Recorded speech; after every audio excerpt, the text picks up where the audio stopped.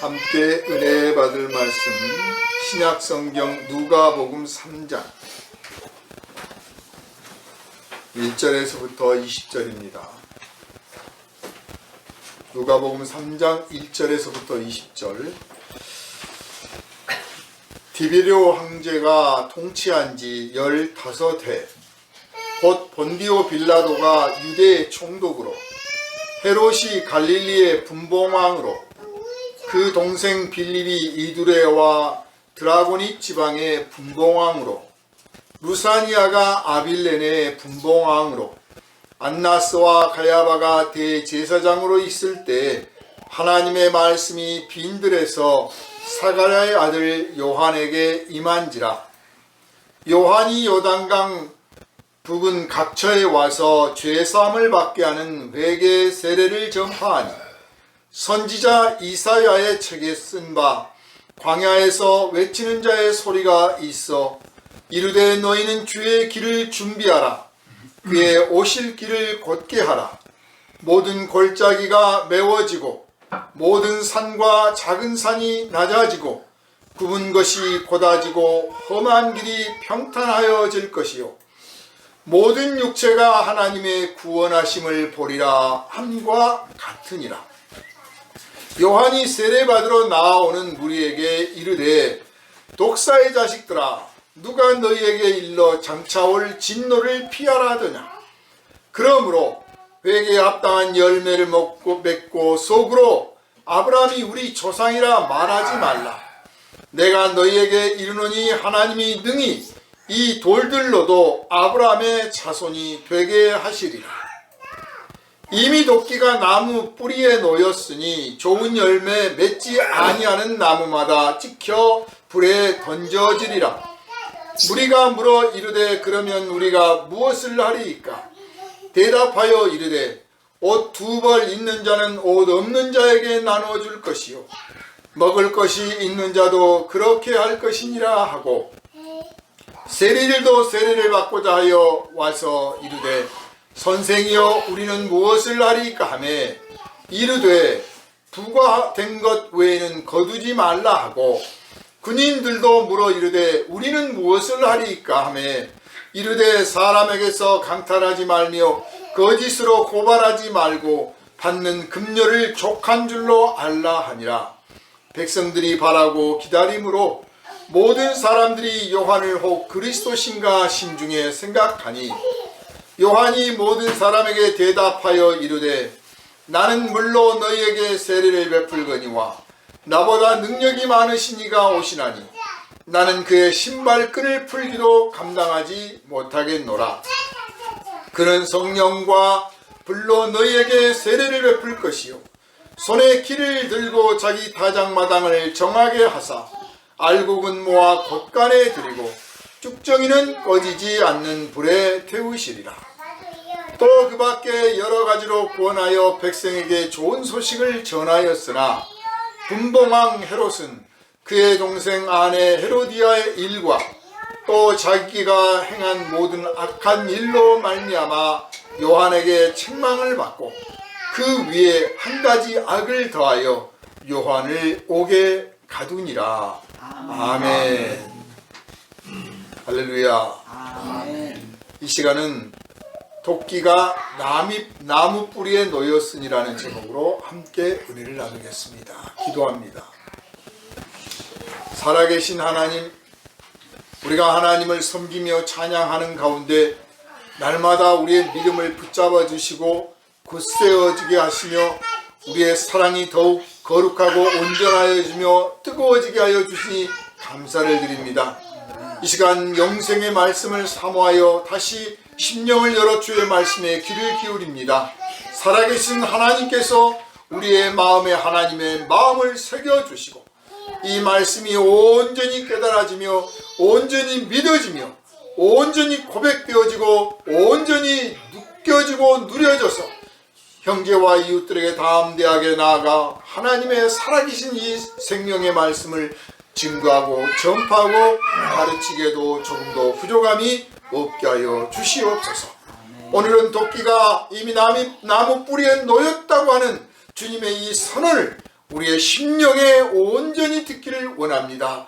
우리의 귀가 열리고 눈이 열리고 마음이 열리고 우리의 손과 발이 움직여져서 이 깨달았고 이 들은 이 믿음의 말씀을 나아가 형제와 이웃들에게 뜨겁게 사랑의 마음으로 전하게 하여 주셔서 하나님께서 선포하신 말씀이 헛되이 땅에 떨어지지 아니하고 과연 그 말씀이 살아있으며 열매를 맺게 됨을 또한 경험할 수 있도록 인도하여 주시옵소서. 오직 성령의 감화와 감동과 지혜와 지식이 우리 가운데 충만하기를 간절히 바라오며 우리를 원하신 예수 그리스도 이름으로 기도하옵나이다. 아멘. 할렐루야. 아멘. 요즘은 멍 때리는 사람들이 많다고 해요. 유행인 것 같아요.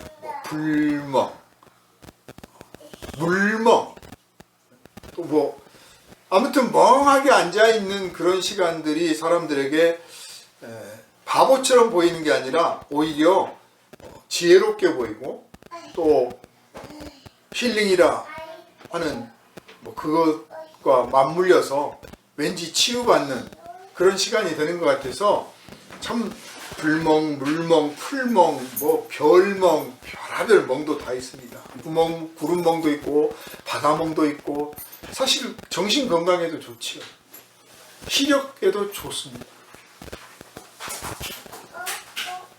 그래서 불멍 하는 데가 많아요. 캠프장에도 많고 아예 그거를 컨셉으로 해서 카페도 만든 데가 있고 펜션을 만든 데도 있습니다.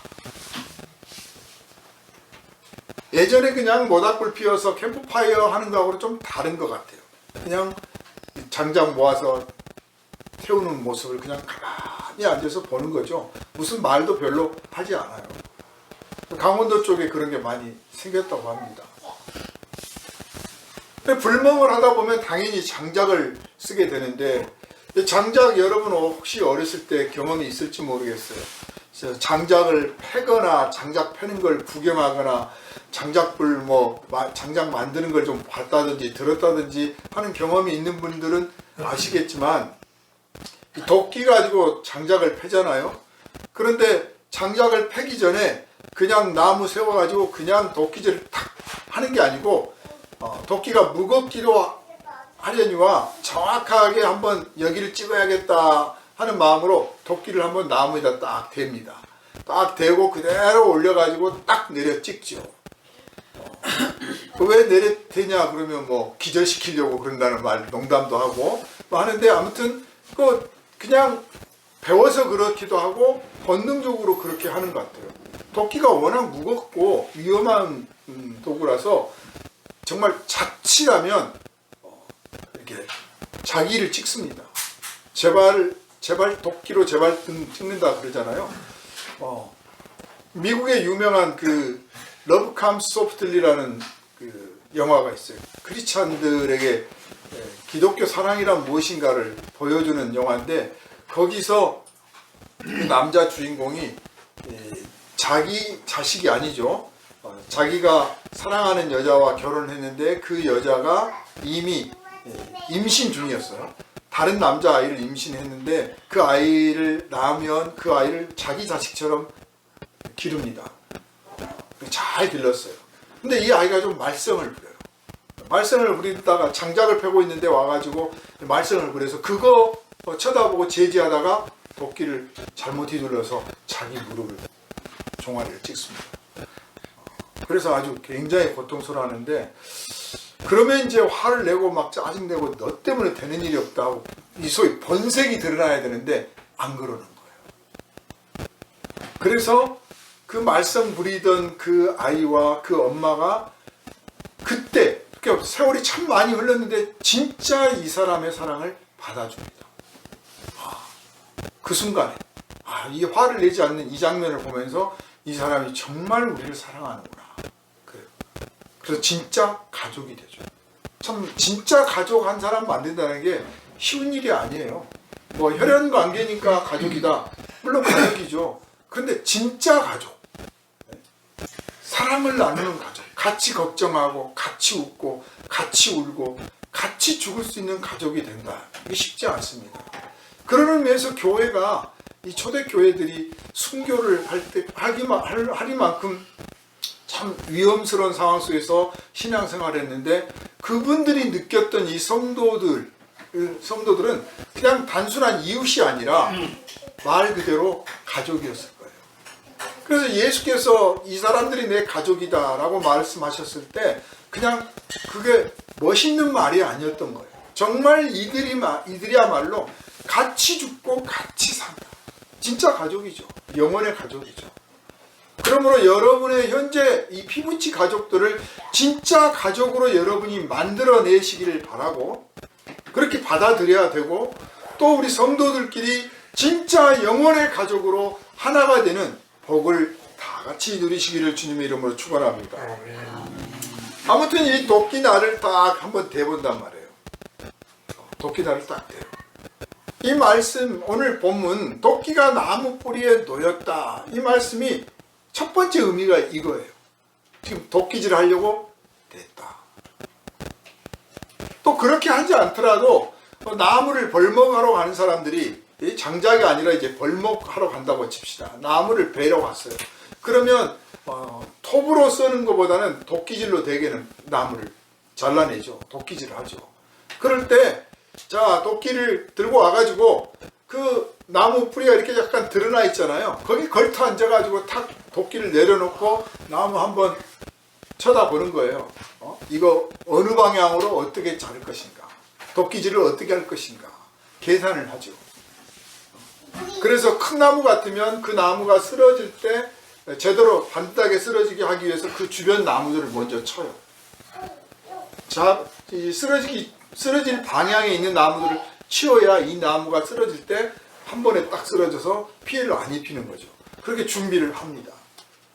경사가 있으면 당연히 아래쪽으로 쓰러져야 되니까 아래쪽에서 먼저 도끼질을 한 10번, 20번 해서 펴놓고 그 다음에 이제 위에서 치면 그 먼저 쪼개졌던 부분 그쪽을 향해서 넘어지게 되어 있습니다. 그러니까 도끼가 나무 뿌리다 딱 놓고 이 벌목꾼들이 여기저기 재보고 이건 몇 알음쯤 되겠네, 어디로 잘라야겠다, 어떤 방향으로 해야겠다, 끌고 나갈 때는 어떻게 하겠다, 이런 이야기들을 한다고 하는 것은 이제 이 나무를 벨 시간이 되었다, 아주 임박했다 그 뜻이에요. 결정 난 거예요. 자를까 말까가 아니라 자르겠다고 결정이 났고 어느 방향으로 어떻게 자를 것인가, 몇 번 도끼질 할 것인가, 대충 어느 정도 힘을 쓰면 되겠다, 그것만 가늠하고 있는 거예요. 그러니까 도끼가 나무 뿌리에 놓였다 이 말씀은 하나님께서 뭔가를 준비하시는데 나무가 그 집중하는 나무가 쓰러지는 아주 꼿꼿하고 절대로 쓰러지지 않을 것 같았던 아주 그 우람한 나무가, 울창한 나무가 그 제대로 자리 잡고 섰던 그 나무가 쓰러지듯 아주 엄청난 파국이 다가오고 있다고 하는 것을 분명하게 경고를 하고 있다. 이렇게 받아들이면 되겠습니다. 아주 긴박한 상황이죠. 1절부터 보면 디베레오 황제가 통치한 지 15해 본디오 빌라도가 유대 총독으로 헤롯이 갈릴리 분봉왕으로 그 동생이 어쩌고 저쩌고 하면서 여러 왕들에 대해서 이야기를 하고 있어요. 이건 이 사실이 역사적 사실이며 이 사건이 역사적 사건이며 하나님은 역사 안에서 활동하고 계신다고 하는 증거를 여기다가 기록하려고 하신 말씀입니다. 우리의 신앙은 뜬구름 잡는 신앙이 아니에요. 그럴 것이다, 아마도 그럴 거야가 아닙니다. 돌을 닦아가지고 신선이 되었다는 둥, 어떻게 해서 해탈을 했다는 둥, 이런 믿을 수도 있고 안 믿을 수도 있고 볼 수도 없고 안 볼 수도 없고 아무튼 뒤죽박죽인 그게 아니라 역사 속에서 우리가 살고 있는 이 현실 속에서 하나님이 어떤 일을 하시는 분인가, 그분과 우리가 어떤 관계 속에 있는가, 이거를 확실하게 보여주시기 위해서 이 역사적 그 시대적 상황을 표현한 거예요. 우리식으로 말하면 북한의 김일성의 손자 김정은이가 무슨 뭐 국무위원장을 하고 있고, 남한에서는 윤석열이란 사람이 대통령을 하고 있고, 미국은 대통령 선거가 임박했는데 나이 많은 바이든이 대통령을 하고 있으며, 그 이전에는 트럼프가 대통령이었더라, 뭐 이런 식으로 말할 수가 있는 거예요. 따라서 이 말씀은 과거에 그랬다라고 끝나버린 말씀일 수도 있지만, 오늘 이 시대를 살아가는 우리에게 이 말씀은 새롭게 살아서 새롭게 선언되고 새롭게 적용될 수 있는 말씀이라는 사실을 여러분은 느껴야 되는 것입니다.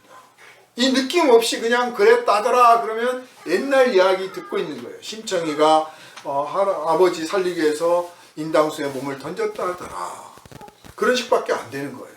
그러나 이 말씀은 역사 속에 살아계신 하나님의 활동에 관한 말씀이므로 그 활동이 어떤 것인지에 따라서 달라지겠지만, 일단 기본적으로 살아계신 하나님이 우리 인간의 역사 속에서 활동하시되, 먼 나라 이웃 나라가 아니라 바로 우리들이 살고 있는 이 땅에서, 이 시대에서 우리와 함께 활동하고 계시는데 우리를 향하신 말씀이다, 이렇게 받아들이면 이 말씀이 읽을 때 가슴이 떨리는 말씀인 거예요. 무서운 말씀이기도 하고, 또 한편으로 이 말씀을 우리에게 미리 주셨다고 하는 것은 경고이기 때문에 우리에게 살 길을 열어주시는 거야. 피할 길을 열어주시는 거야. 열어주고 계시는구나. 이거 살아야겠구나.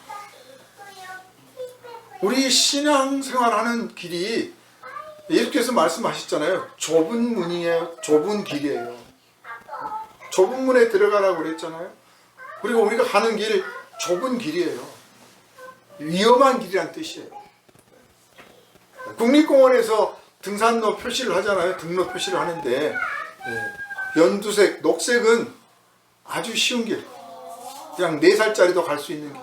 파란색은 4살짜리는 아니더라도 그냥 등산을 쉽게 할 수 있고 옆에 사람 막 떠들면서 웃고 가도 되는 길.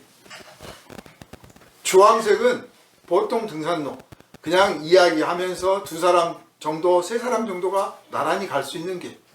보라색은 혼자 가야 되고 누구하고 말을 못하는 길. 까만색은 입이 안 열어지는 길. 무서워서. 그런 뜻이에요. 막 자신 실력이 있는 사람은 뭐 별거 아니던데 그럴 수 있겠죠. 사람마다 달라요. 그러나 아무튼 대화를 할 수 있느냐 없느냐, 둘이 나란히 갈 수 있느냐, 교행을 할 수 있느냐 없느냐가 가장 기본이에요. 까만 길은 교행을 할 수가 없어. 비켜가지를 못해. 지나갈 때까지 기다렸다 가야 돼. 안 그러면 사고가 나는 거죠. 우리 그리스도인들이 가는 길이 이 길이 섞여 있는 길이에요. 알고 보면. 나는 뭐 녹색 길을 다니고 있어요. 나는 파란 길로 다니고 있는데요. 그런 사람들도 있을 거예요. 아마 뭐 많은 분들이 기도를 해줘서 그런지는 모르지만, 사실 어쩌면 그가 둔하거나 영적으로 둔하거나 아니면 안일함에 빠져 있어서 그런 걸 아예 못 느끼고 있을지도 몰라요. 사실 성도의 길은 좁은 문에 들어가는 길이요, 말 그대로 좁은 길이에요. 사방 좌우가 위태위태한 길이에요. 뭐 때문에? 사고가 날 것 같아서 언제든지 건강을 상할 수가 있어서 그런 뜻이 아니고, 사탄 마귀가 우리를 넘어뜨리려고, 유혹하려 하고, 핍박하려 하고, 좌절시키려 하고, 다양한 테크닉을 준비하고 다양한 미끼를 준비해 가지고 우리를 그렇게 엿보고 있기 때문에 위험한 거예요. 그러니까 돈은 잘 벌었는데 영혼을 팔아버릴 수도 있고, 건강은 말짱하고 아주 건강은 넘쳐나는데 에너지를 엉뚱한 데 써버릴 수도 있어요.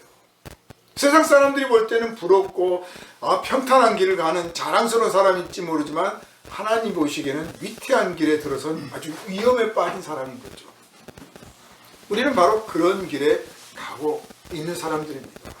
그래서 현실 속에서 아주 민감할 필요가 있어요. 노이로제 신경증 걸린 사람처럼까지는 아니더라도 정말 좀 영적으로 예민할 필요가 있는 거죠. 그래서 오늘의 이 말씀도 그냥 예수 오실 거라고 하시는 세례 요한이 선포한 말씀이다, 이렇게 딱 끝나면 뭐 그래서 어쨌다는 건데 그리고 끝나는 거예요. 그래 예수님 오셨지. 그러나 살아계신 하나님께서 역사의 현실 속에서 이 유대인들을 바라보고 그 유대인들에게 기회를 주시는구나 라고 생각한다면 나는 하나님이 어떤 기회를 주셨던가, 지금 어떤 기회를 주고 계신가, 나는 이 기회를 잡고 있는가 아니면 소홀히 하고 있는가 돌아볼 수 있는, 마음으로 돌아볼 수 있는 영적 각성을 할 수 있는 귀한 시간이 되는 줄을 믿으시기를 주님의 이름으로 축원합니다. 아멘.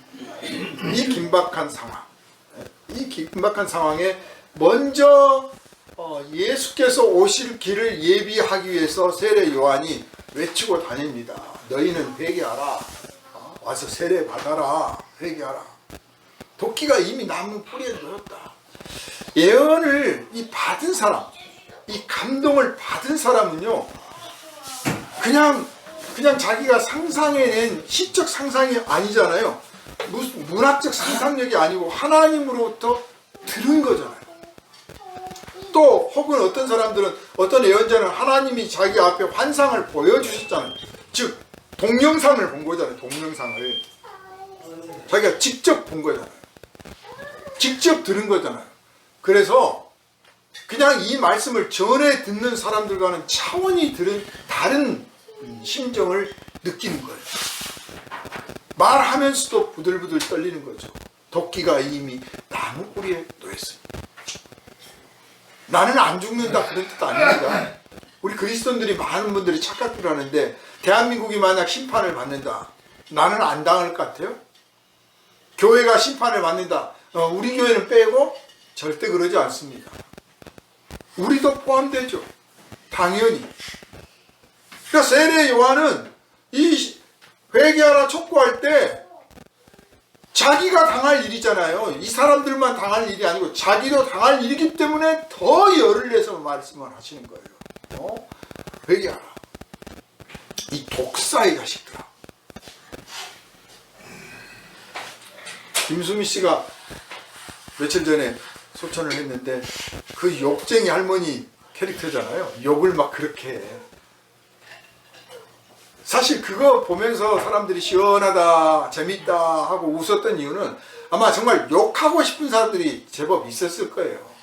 네? 욕이라도 좀 해주고 싶은데 자기가 욕을 못하는 거야. 그런데 그냥 그 화면에서 막 욕하는 장면을 보면 왠지 그냥 속이 시원하고 후련하고, 나도 좀 저래봤으면 하는 그런 마음이 들죠. 사실 칭찬은 뭐 고래도 춤추게 한다는데, 그래요, 칭찬 필요해요. 정말 칭찬이 필요해요. 우리 이 칭찬이 필요했던 만큼, 그만큼 우리는 칭찬을 받지 못하고 자라왔어요. 사실 한국 사회가. 그렇지만 또 한편으로 꾸지람을 안 듣고 있는 사회이기도 합니다. 예수께서 오셨던 이 유대는 어떻습니까? 이미 나라가 망했습니다. 하나님의 백성, 하나님이 책임을 져 주신다고 했던 그 백성, 그 나라가 망했어요.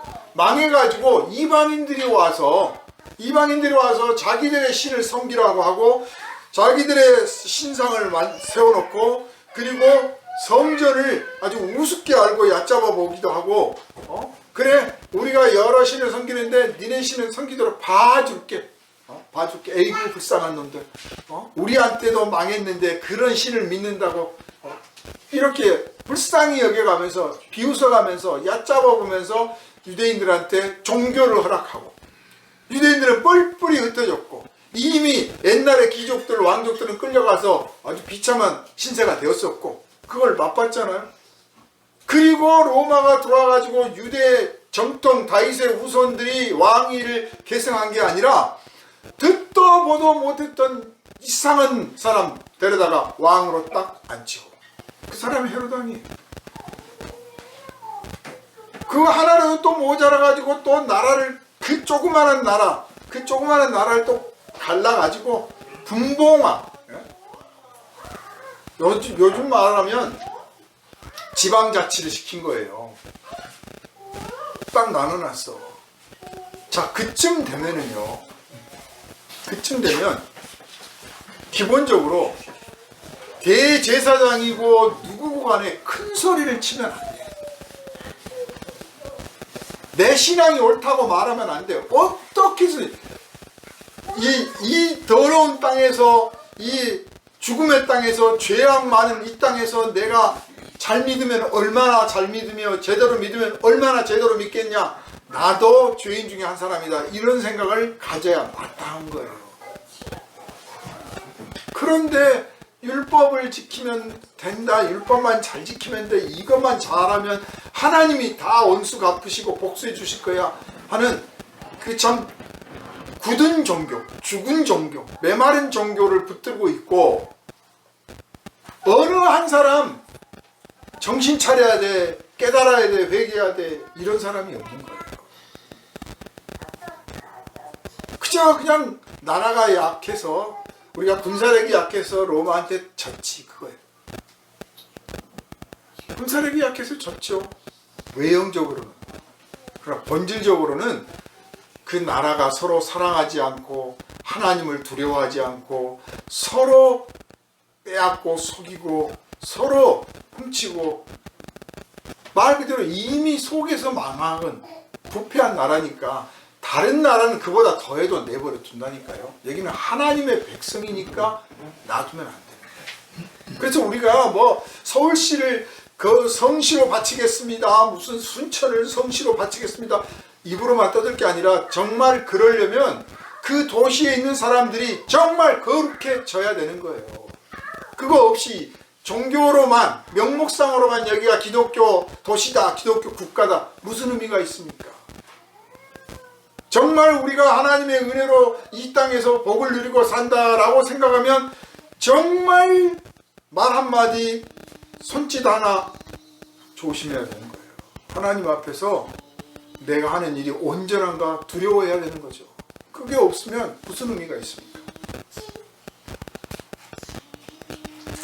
그래서 이 세례 요한이 회개하라 독사의 자식들아, 욕을 막 해버리잖아요. 독사의 자식들아.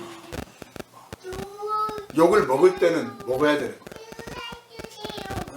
아마 이 세례 요한이 독사의 자식들아 하지 않고, 여러분 하나님이 사랑하는 여러분 하나님의 백성들이요, 이제 돌아와서 하나님께 기도하고 회개합시다 하고 멋지게 말했으면 아마 몇 명 안 왔을걸요. 우리가 지금 자꾸 그런 설교를 듣고 싶어요. 그저 곱상한 설교. 그런데 독사의 자식들아, 이 더러운 놈들아 하고 막 욕을 해대니까 기분 나쁘고 듣기 싫어. 그렇지만 찔리는 거예요. 사실이야, 사실. 잠언이란 말씀이 뭡니까? 찌르는 말이잖아요. 찌르면 아프게 돼 있지. 왜 아파야 아야 하고 비명 지르고 아프다니까 하고 돌아보게 되고 내가 뭘 잘못했나 깨닫게 되는 거지. 안 아파 보세요. 아이고 괜찮아, 미안해, 다음부터 잘하면 돼, 계속 그래 보세요. 바뀝니까? 그것도 한계가 있지.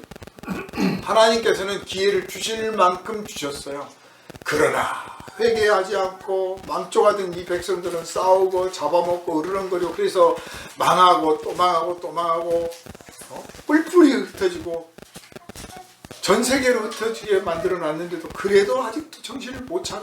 그저 군사력을 모아서 독립운동 해가지고 로마를 물리치겠다, 그 생각밖에 안 해.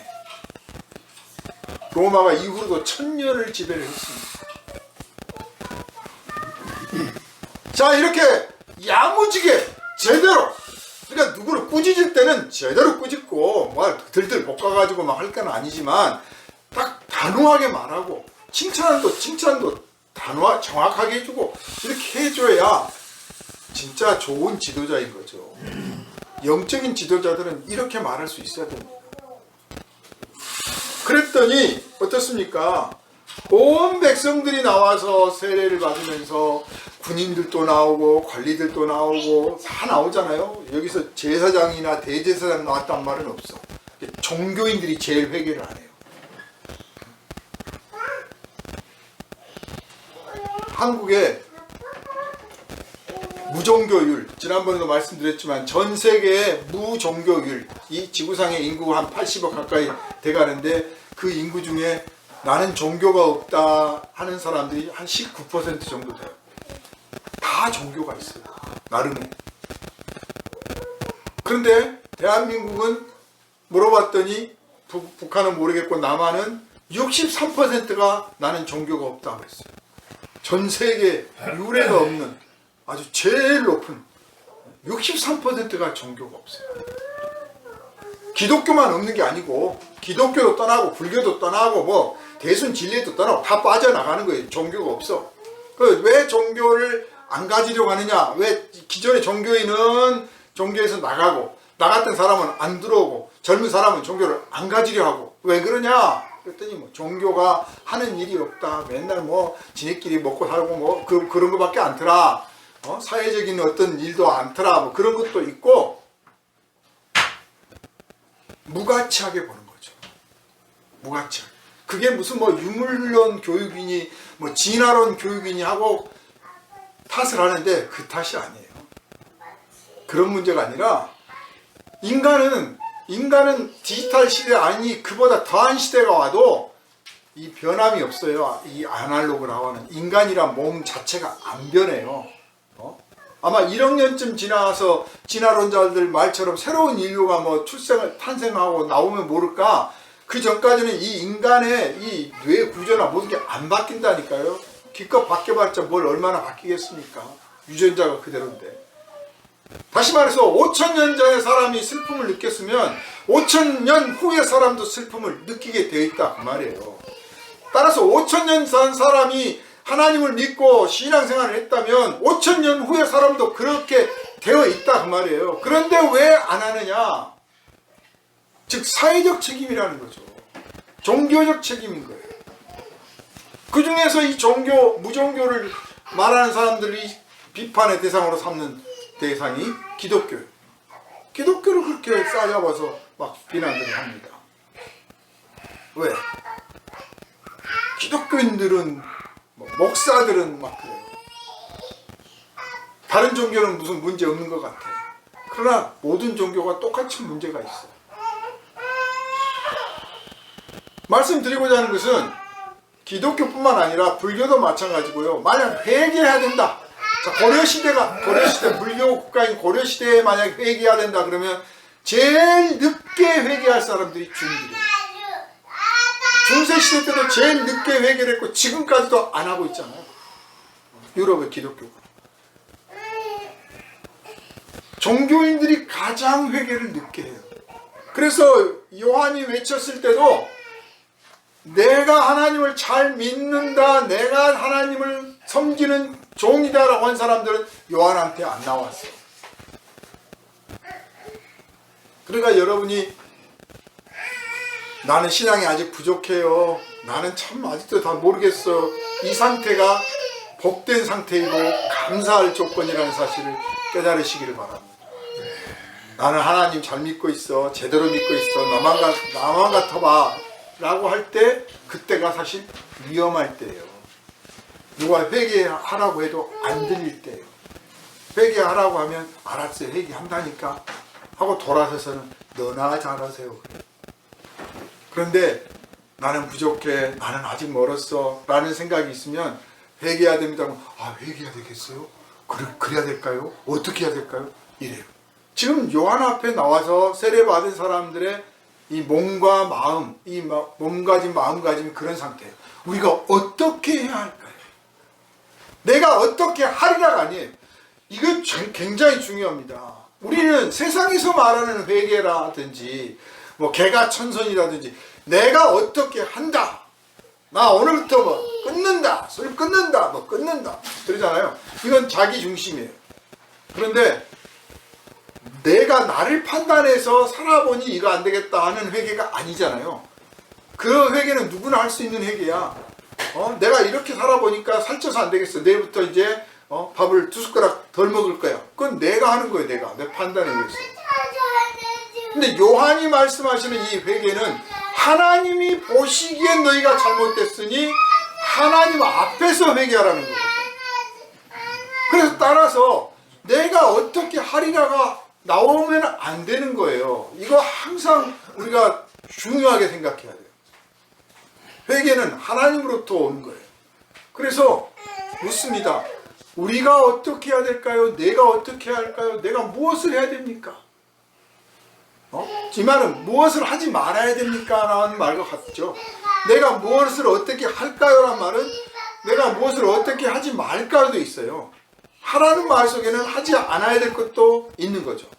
이걸 묻습니다. 그러니까 거창하게 40일 금식 기도해라 이렇게 말씀하시는 게 아니고 자기 직분에 맞게 정당한 범위 안에서 백성을 사랑하고 형제를 사랑하는 관점 속에서 마땅히 해야 될 도리를 가르쳐. 당연한 건데 받은 급료로 만족할 줄 알고 세금을 받을 때 딱 정해진 세금 그 이상은 걷지 말고, 그 말은 정해진 세금 외에도 어떻게든 받아가지고 자기들이 썼다는 이야기죠.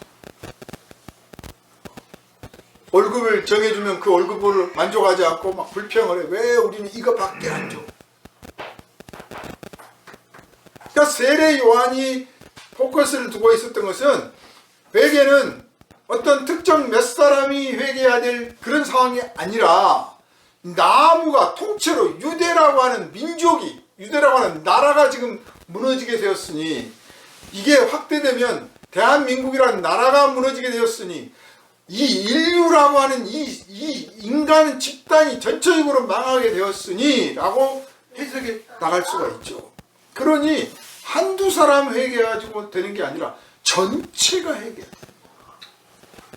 실제로요, 교회 역사에서 이 회개의 영이, 하나님의 성령이 임하셔서 회개가 일어난 때가 있었어요.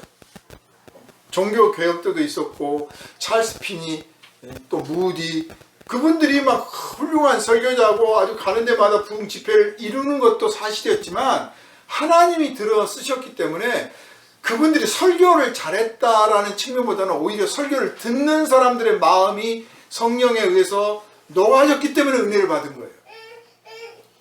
제가 설교를 잘해야 여러분이 은혜를 받는 게 아니에요.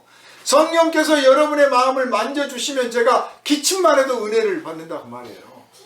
하나님께서 여러분의 심령을 만져주시기를 주님의 이름으로 축원합니다. 아멘. 그런 일가 있었어요. 그래서 예수 믿는 사람, 교회에 가서 기도하고 예배 참석한 사람들만 회개를 하는 게 아니고, 예수도 안 믿고 교회도 안 다니고 술집 가서 술이나 범하시고 도박이나 했던 사람들도 갑자기 마음이 숙연해져 가지고 저 사람들 하는 걸 보니까 비웃는 게 아니라 나도 인생 다시 살아야겠는데 마음 고쳐먹더라고 말이에요. 심지어는 내가 그동안에 교회를 우습게 알고 욕하고 교회 다니는 사람들 내가 비웃고 그랬는데 안 되겠어, 내일부터 교회 나가야겠어. 그래서 그냥 한 도시가 통째로 한 달도 안 돼서 온 도시 전체가 그냥 교회로 향했던 그런 역사도 있습니다. 이건 사람이 누가 뭘 말을 잘하고 재주를 부려서가 아니라 성령 하나님께서 만져주신 거죠.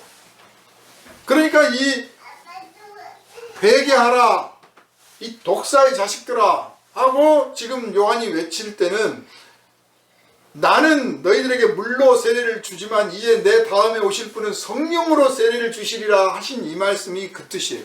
나는 너희들을 설득시키고 너희들을 꾸짖고 너희들한테 하나님의 뜻을 전달해서 어떻게든지 하려고 하는데, 내 다음에 오실 분은 이런 나같이 수단이 낮은 게 아니라 성령으로 감동하시고 성령으로 일을 하셔서 사람을 단번에 변화시키고 단번에 거꾸러뜨리고 단번에 회개하게 만드는 놀라운 일을 하실 것이요, 만약 이것을 거부하면 나는 아직 기회를 준다. 그렇지만 그분은 그 기회를 안 주실 것이다. 그렇잖아요. 번영아 보기 전에 예고편이 왔어. 지금 세례 요한은 예고편이에요. 그러니까 예고편을 보고 예고편은 제대로 안 볼 수도 있잖아요. 그러나 번영화는 제대로 봐야 돼. 그런데 번영화를 상영하는 동안에 제대로 안 보면 영화 끝나고 나서 뭘 봤는지를 모르는 거죠.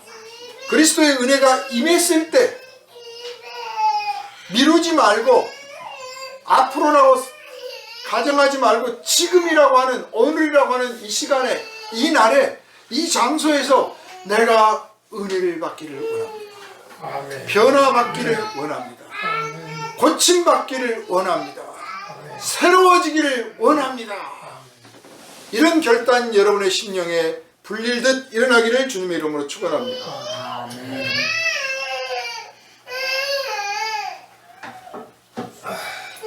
고대 사람들이 오늘 우리보다 더 안전한 세상에 살지 않았다는 것은 누구보다도 우리가 더 잘합니다.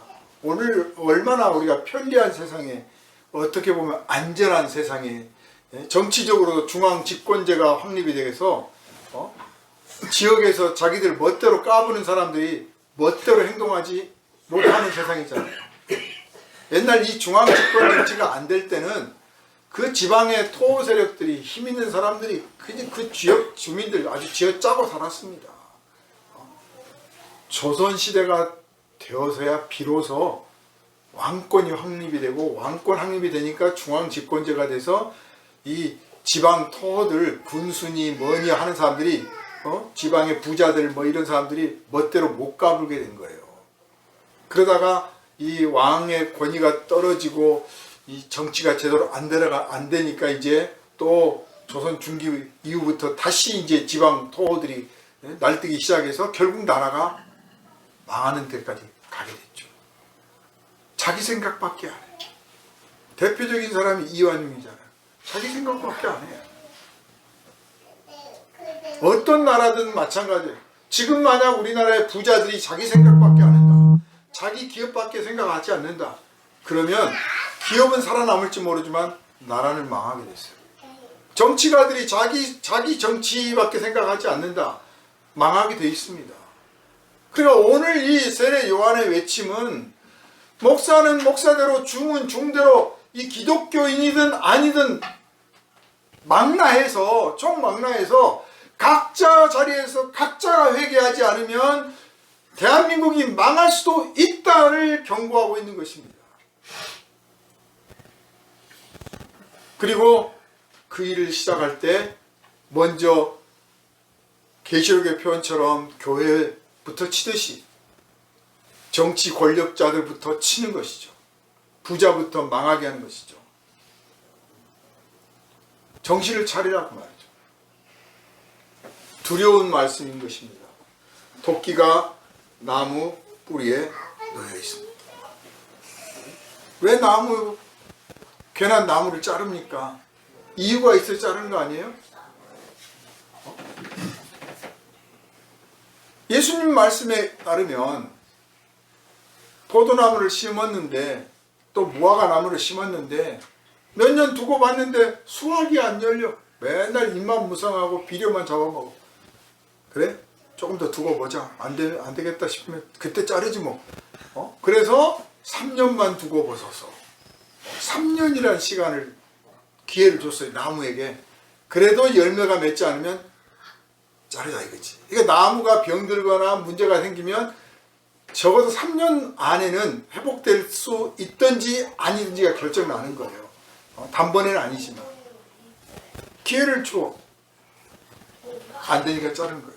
그러니까 여기서 이 나무는 뭐 얼마나 거창한 나무가 아니라, 제목으로 나무 기둥으로 쓰는 나무가 아니라 과실을 맺어야 될 나무인 거예요. 과실을 당연히 맺어야 되는데 과실수가 과실을 맺지를 않았어. 그러니까 1년 두고 봐, 2년 두고 봐, 뭐 더 주변에 땅도 파서 물도 더 주고 거름도 더 주고 뭐 벌레도 잡아주고 더 정성을 기울였는데도 불구하고 열매가 여전히 올가을에도 맺어지지 않았다면, 그러면 3년을 두고 봤는데도 안 맺어지면 어떻게 했어요? 베어내야지. 그 나무 베어지면 나무만 베어지는 게 아니라 주변이 초토화가 되는 거예요. 큰 기업이 망하면 기업만 망하는 게 아니라 거기에 딸린 지역 경제 일가 식소들 다 망하는 거죠.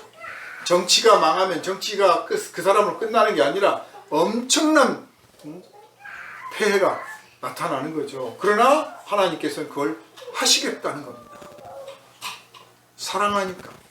그렇게 해야만 정신을 차리니까. 그렇게 해야만 다시 돌아올 수 있다고 보시니까 그러신다. 왜 나무를 자릅니까? 열매를 맺지 못한 탓이요. 열매를 왜 맺지 못합니까? 나무가 잘못되었기 때문에. 잘못되었다. 불의하다 그 말이에요. 부정하고 불의하고 악해. 그래서 선한 열매, 사랑의 열매, 의의 열매, 거룩한 열매가 없는 거예요. 인간도 마찬가지고 사회도 마찬가지고 나라도 마찬가지예요. 나라는 책임이 없고 사회는 책임이 없고 한 인간만 책임이 있느냐? 그렇지 않습니다. 인간만 정직하게 살고 나라는 부정직해도 되느냐? 그러지 않습니다. 제가 이 말씀을 열을 내는 이유는 우리 사회가 서로 누구 탓만 하고 있지 내가 회개해야 돼 하는 사람도 없을 뿐만 아니라 다들 안전하다고 느끼고 있는 것 같아요. 전원만 무너뜨리면 될 것 같다고 착각들을 하는 것 같아요. 하나님 앞에 하나님 보시기에 아름다운 열매가 없어.